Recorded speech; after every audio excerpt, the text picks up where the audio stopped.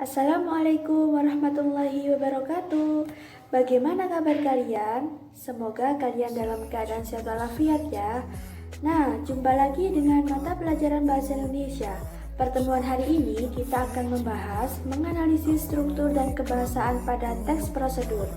Nah, sebelum Ibu menjelaskan materi yang akan kita bahas hari ini, Ibu akan sedikit mereview atau memberikan penguatan tentang materi yang sudah kita pelajari kemarin. Oke, kita melakukan review ya. Oke anak-anak, nah ada latihan soal ya. Jangan lupa untuk kalian kerjakan. Di sini mudah sekali, kalian tinggal mencari struktur pada teks prosedur. Lalu kumpulkan tugas kalian pada link yang sudah Ibu berikan ya. Nah, oke, cukup sekian. Semoga bermanfaat materi yang sudah Ibu sampaikan. Jangan lupa kerjakan latihan soalnya ya anak-anakku. Semangat! Terima kasih. Salam literasi. Wassalamualaikum warahmatullahi wabarakatuh.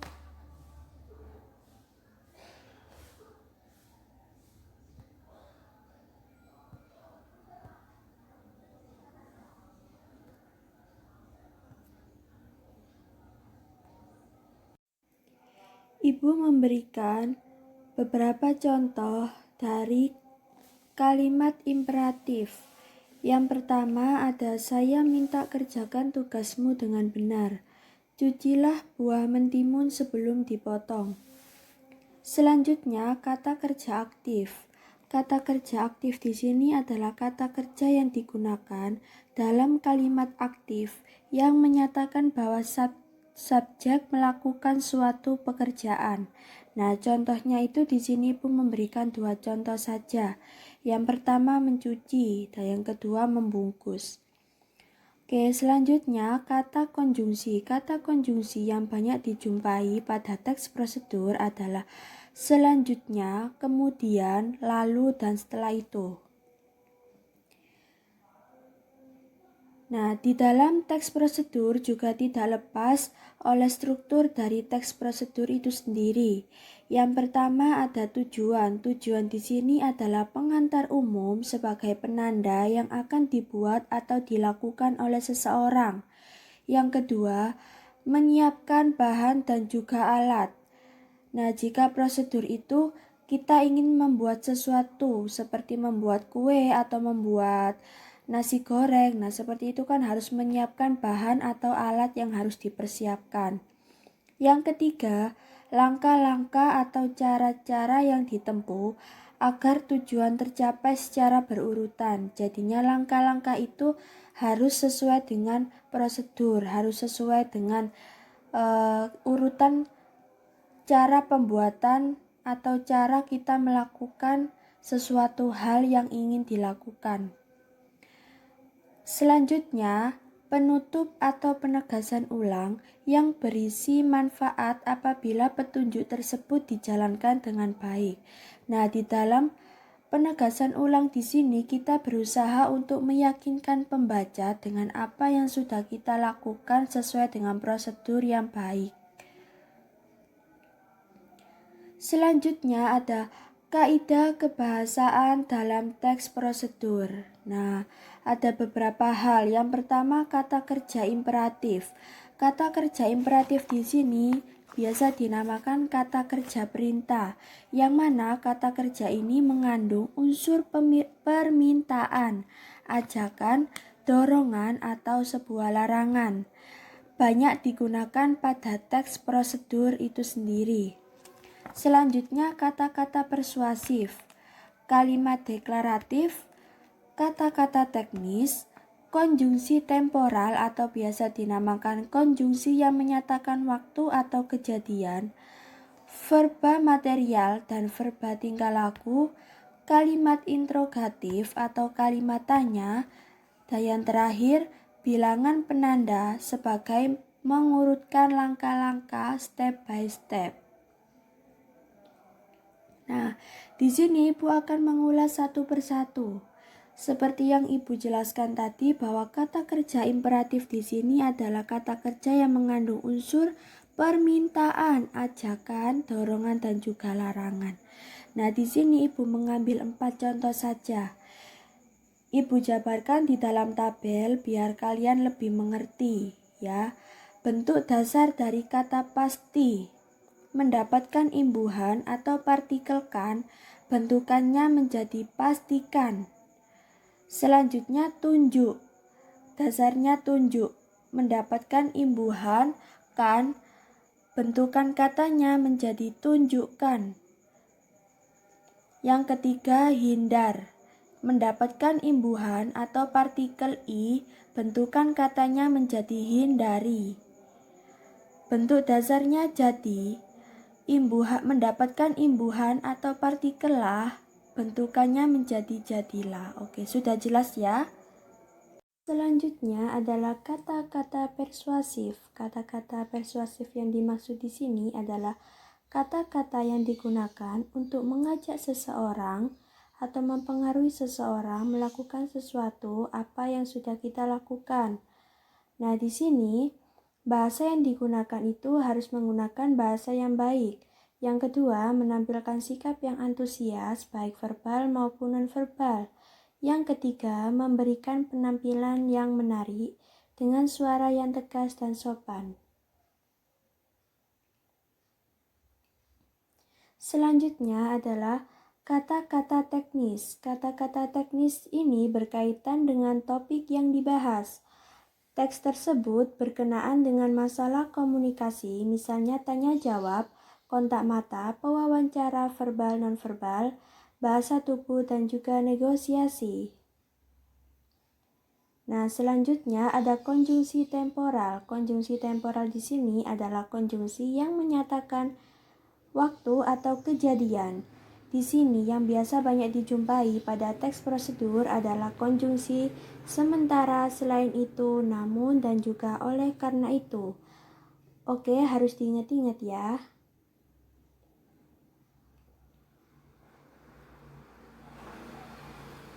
Selanjutnya ada verba material. Verba material di sini adalah kata kerja berimbuhan yang mengacu pada tindakan fisik atau perbuatan yang dilakukan secara fisik oleh partisipan atau pelaku. Adapun struktur kalimatnya ada subjek plus verba material plus objek sasaran. Nah, subjek di sini biasanya menyatakan tokoh atau pelaku dalam sebuah cerita ataupun dalam setiap perlakuan yang melakukan suatu kegiatan itu dinamakan subjek. Nah, di sini lebih jelasnya biar kalian lebih paham, Ibu memberikan contohnya langsung. Contohnya itu, ayam menebang pohon di depan rumah karena sudah rapuh. Nah, di sini yang melakukan tindakan fisik adalah ayah. Tindakan fisiknya itu berupa menebang pohon. Nah, itu adalah termasuk verba material. Selanjutnya, verba tingkah laku. Verba tingkah laku di sini adalah kata kerja yang mengacu pada tindakan yang dilakukan dengan ungkapan. Contohnya itu, Tina memahami materi bahasa Indonesia yang diajarkan oleh guru. Nah, ungkapan di sini yang dimaksud adalah sebuah perasaan atau rasa bahagia, rasa sedih. Nah, seperti itu. Mengerti atau dapat mencerna dengan baik. Nah, seperti itulah termasuk ungkapan, bentuk ungkapan.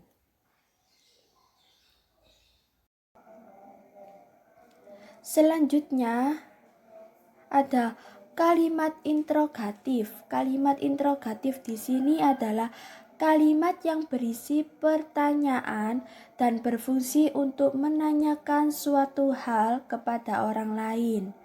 Nah, ciri-cirinya adalah menggunakan contoh penggunaan tanda tanya, ya biasanya ditandai dengan tanda tanya. Itu adalah kalimat interrogatif atau kalimat tanya yang biasanya pada akhir kalimat tanda tanya. Membutuhkan suatu jawaban dari pihak yang ditanya. Nah, itu sudah pasti, namanya orang bertanya pasti membutuhkan suatu jawaban dari si informan ya. Nah, selanjutnya contohnya itu apa, Bu? Contohnya kalian pasti sudah pernah tahu ya. Contoh dari kalimat tanya atau interrogatif. Di sini memberikan 2 contoh saja untuk memperkuat atau memberikan pemahaman kepada kalian. Contoh yang pertama adalah siapa orang yang menemukan mesin diesel? Yang kedua, bagaimana peristiwa itu terjadi? Nah, di situ kan kita membutuhkan suatu jawaban dari yang kita tanya. Selanjutnya ada deskripsi alat. Deskripsi alat yang dimaksud di sini adalah apabila prosedur berupa resep dan petunjuk penggunaan alat akan digunakan sebuah gambaran rinci tentang benda dan alat yang dipakai. Nah, termasuk di situ ukurannya berapa, jumlahnya berapa, dan warnanya apa itu harus detail ya. Nah, selanjutnya, mengartikan kata-kata sulit. Di sini Ibu memberikan 2 hal yang harus kalian pahami untuk mengartikan kata-kata yang sulit yang kita jumpai pada teks prosedur. Yakni yang pertama makna leksikal. Makna leksikal di sini adalah makna yang sesuai dengan kata yang berdasarkan kamus, ya. Selanjutnya makna gramatikal. Makna gramatikal di sini adalah arti kata yang berdasarkan konteks kalimat. Oke, kita bahas pada contohnya biar kalian lebih mengerti ya. Oke. Kata yang pertama ada kualifikasi. Makna leksikal atau makna yang sesuai dengan kamus mengartikan pendidikan khusus untuk memperoleh suatu keahlian. Yang kedua, tingkatan. Yang ketiga, keahlian diperlukan untuk melakukan sesuatu atau menduduki suatu jabatan. Sedangkan makna struktural atau makna yang sesuai dengan konteks kalimat adalah keahlian yang diperlukan untuk melakukan sesuatu pekerjaan. Selanjutnya kandidat. Kandidat di sini yang berarti makna leksikalnya, makna sesuai dengan kamus adalah calon atau bakal. Makna strukturalnya berarti calon pegawai, lebih pada konteks kalimatnya. Calon apa orang itu? Calon pegawai. Nah, seperti itu. Selanjutnya verbal. Verbal di sini makna leksikalnya adalah secara lisan atau bukan tertulis, bersifat hafalan ya, namanya juga verbal, pastikan bentuknya lisan ya, hafalan. Makna strukturalnya juga sama, secara lisan. Oke, sudah jelas ya, langsung ke contohnya ini. Oke, selanjutnya ada langkah-langkah dalam penyusunan teks prosedur. Ada beberapa hal yang harus kalian perhatikan. Yang pertama adalah menginventarisasi macam-macam kegiatan yang pernah atau dapat dilakukan. Nah, menginventarisasi di sini adalah menjeniskan atau mengelompokkan beberapa kegiatan yang pernah atau dapat kita lakukan. Yang kedua, menentukan tema kegiatan. Nah, topik terbesar atau hal yang lebih luas dari suatu kegiatan tersebut. Yang ketiga, membuat kerangka dalam bentuk topik-topik kegiatan secara garis besar. Yang keempat, mensistematiskan kerangka-kerangka dengan benar dan mudah dipahami oleh pembaca. Jadinya menjeniskan tadi, mensistematiskan kerangka-kerangka tersebut agar pembaca itu dapat mudah memahami, oh ini maksudnya seperti ini, maksudnya seperti ini. Nah, seperti itu ya.